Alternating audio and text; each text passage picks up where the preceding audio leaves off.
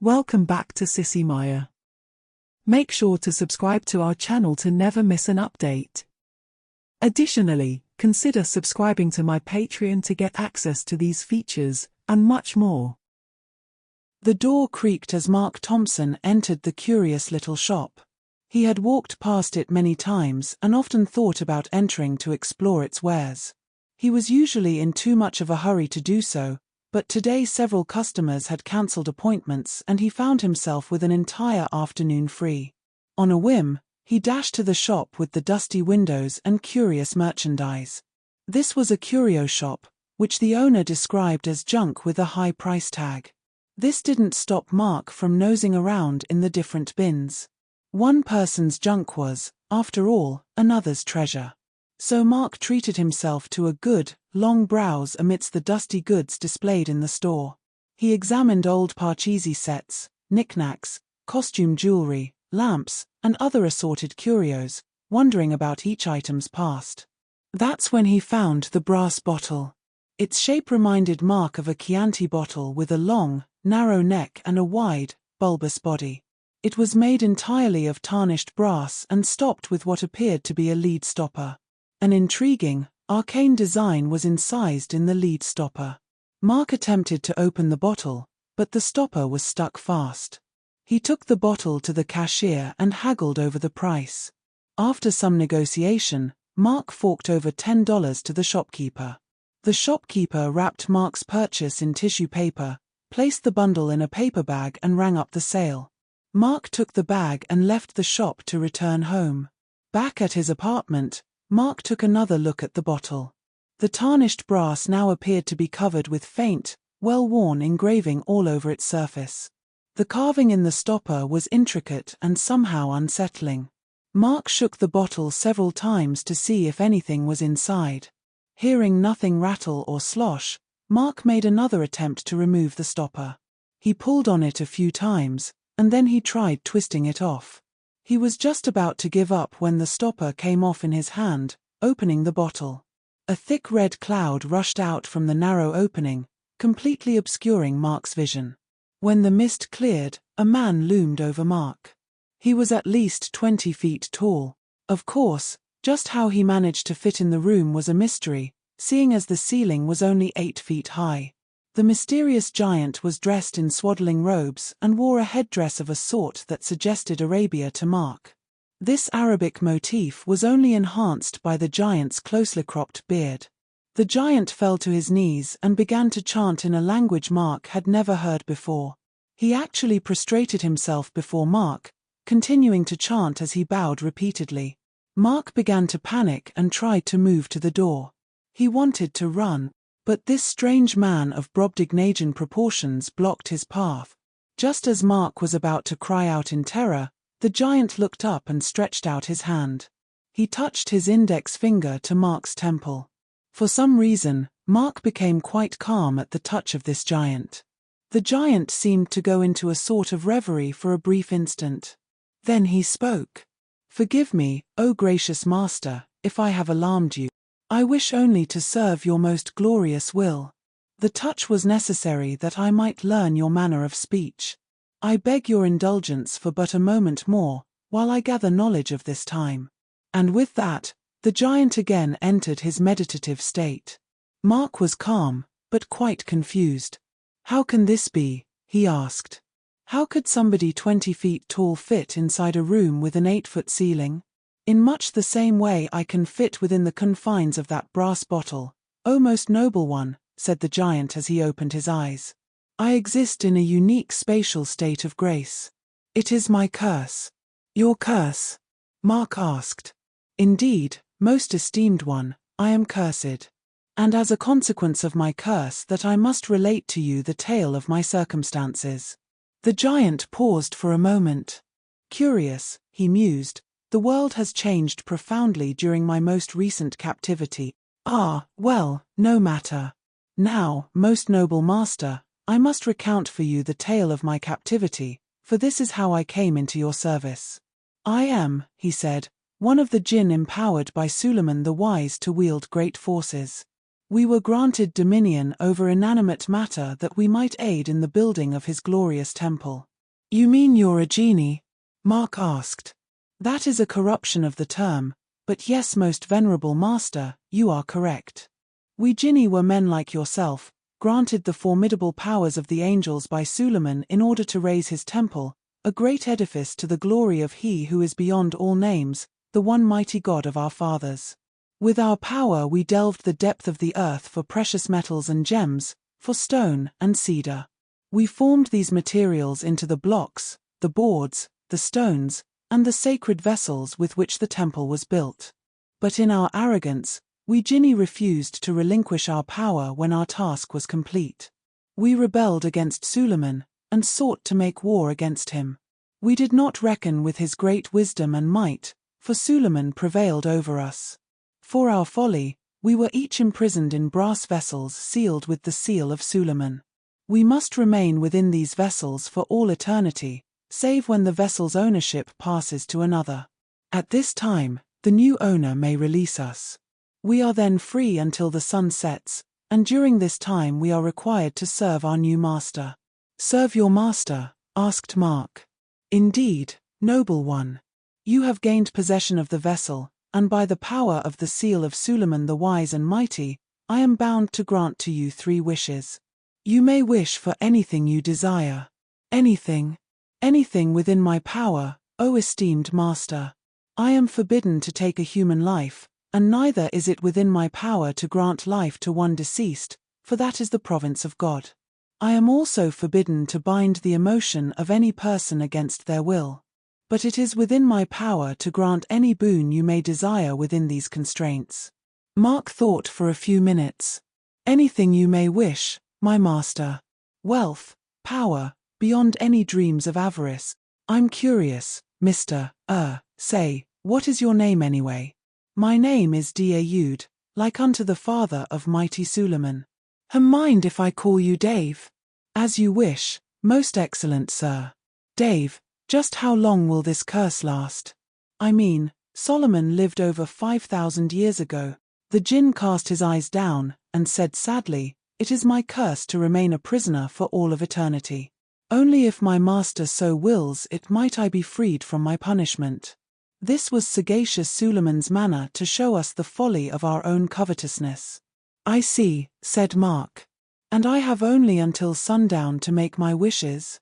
That is correct, most exalted master. With the setting of the sun, I must return to my captivity, until such time as the vessel changes hands. Mark thought for a few minutes. Then he asked, Can I wish for money? Of course, O Prince of Men. Any riches you might desire, and in any form. Gold, gems, wealth unimagined. I don't think gold or diamonds will help me much, said Mark. If I suddenly have a mountain of gold, the government will want to know where I got it and demand that I pay my taxes. No, it must be something less visible.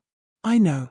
Dave, I want $50 million in US currency, but it must be in a form that I can easily carry, get to easily, and is totally beyond the reach of any government. Is this possible?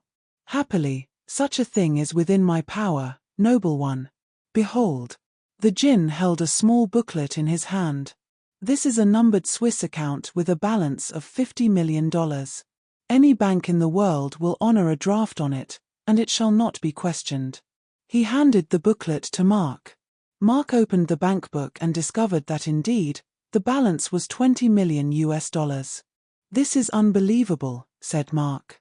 Believe, O noble master, said the Jinn. Now how may I serve you further?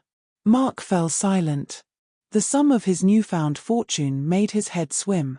What could he possibly ask for now? There was one thing, but could the Jinn grant this? Dave, he said, there is one thing I might like. But, well, I'm embarrassed to ask. O most glorious one, the Jinn replied, have no fear. You may voice anything you wish that is within my power. I will cast no judgment. It is not my place to judge, only to serve. Mark hesitated. Well, it's still hard to talk about. You see, I have a sort of a hobby. I'm a transvestite. The Jinn smiled broadly. Master, have no fear.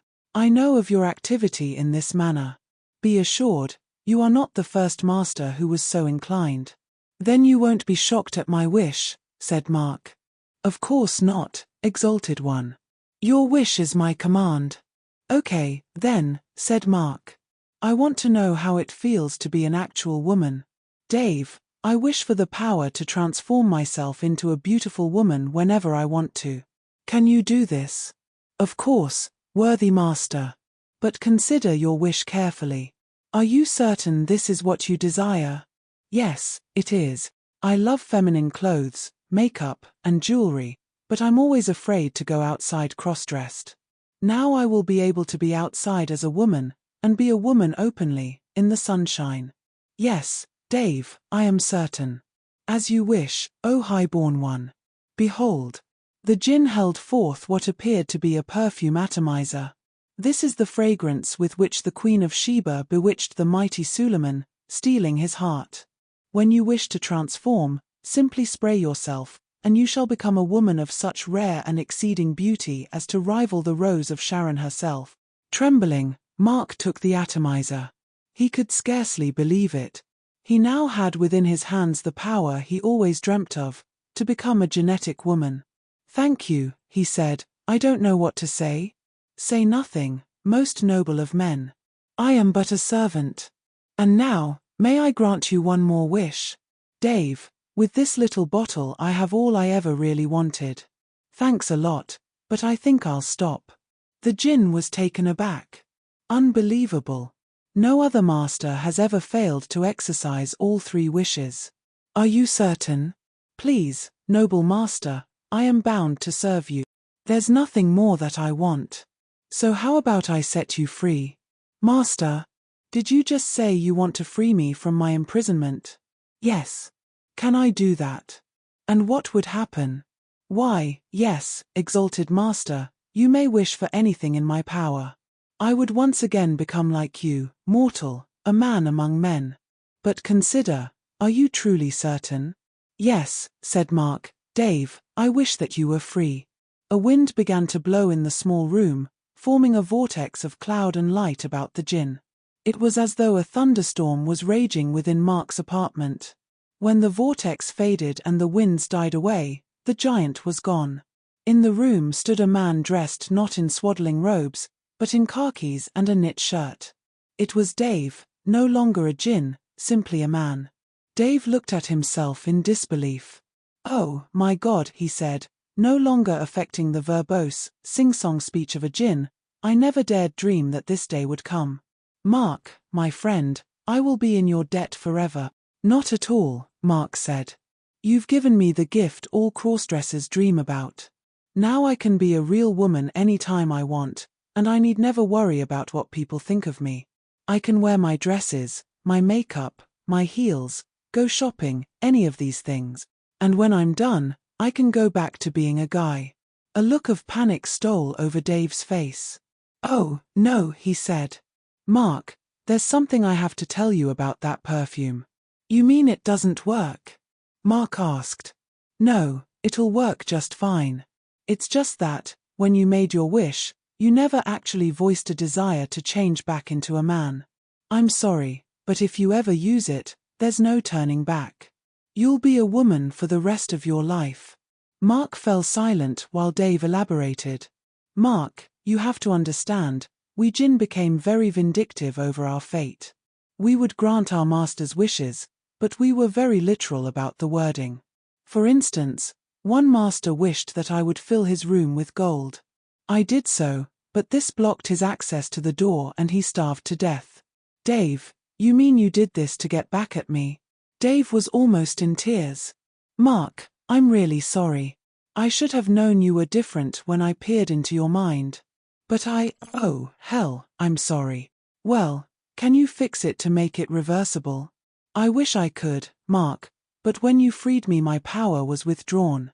Now I'm just another guy like yourself. Mark was silent. Then he said, look, I'm not mad. I still have the money. I can live comfortably for the rest of my life. And at least you warned me before I used it. Dave said, Mark, you really are a prince among men. I haven't met anybody like you in thousands of years. Thanks, pal. If there's ever anything I can do for you, just let me know. Sure, Dave. Keep in touch, eh? By the way, what are you going to do now? Dave smiled. Well, I still have complete knowledge of the world as it is now. I think I'll try my hand at real estate. Mark extended his hand to Dave. They shook hands, then Dave went to the door. So long, Mark. And thanks. Take care of yourself, Dave, Mark said as Dave left. The door closed, leaving Mark alone in his apartment. He looked around. The curious brass bottle and its lead stopper were still on the floor. He picked them up and replaced the stopped. He placed the bottle on top of the entertainment center that displayed his television and stereo system. Next to this he placed the bank book. Tomorrow he would turn in his resignation, living off the balance of his new wealth. Then he picked up the atomizer. He ran his fingers over the glass bottle, playing with the rubber bulb. I wonder, he thought, just what this stuff smells like. He walked over to the full-length mirror in his hallway, looking at the reflection of himself holding the atomizer. He imagined himself dressed in a stunning gown, impeccable makeup, walking into a room and turning every male head in it. His fingers caressed the bulb. Dare I? He thought. Should I?